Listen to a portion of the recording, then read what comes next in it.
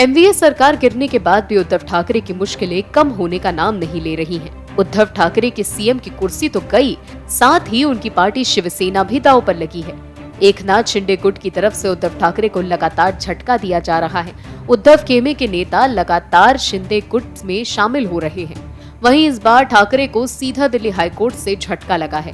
दरअसल उद्धव ठाकरे ने चुनाव आयोग के उस फैसले को चुनौती दी थी जिसके तहत शिवसेना का नाम और चुनावी निशान धनुष बाण फ्रीज कर दिया गया था। अब बड़ी खबर ये आ रही है कि इस फैसले के खिलाफ उनकी याचिका को दिल्ली हाईकोर्ट ने खारिज कर दिया है।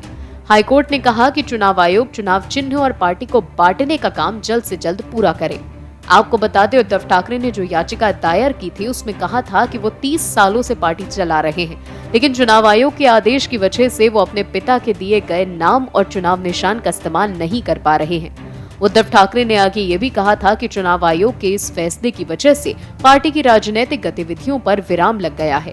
दरअसल चुनाव आयोग ने शिंदे गुट और ठाकरे गुट में विवाद के बाद कहा था कि आखिरी फैसला लिए जाने तक कोई भी गुट शिवसेना के नाम और चुनावी निशान धनुष और बाण का उपयोग नहीं कर सकेगा।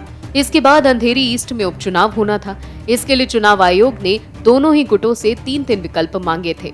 आखिर में चुनाव आयोग ने मानकों को ध्यान में रखते हुए दोनों ही गुटों को नए नाम और चुनाव निशान दिए थे। उद्धव ठाकरे को मशाल का निशान दिया गया था और एकनाथ शिंदे के गुट को ढाल और तलवार का निशान।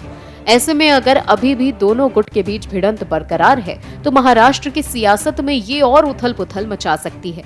पूर्व मुख्यमंत्री उद्धव ठाकरे पहले ही कई झटकों को झेल चुके हैं। ऊपर से ये एक और झटके से पार्टी की स्थिति बिगड़ सकती है, क्योंकि संजय राउत के जेल जाने के बाद से उद्धव कई आरोपों का सामना कर रहे हैं।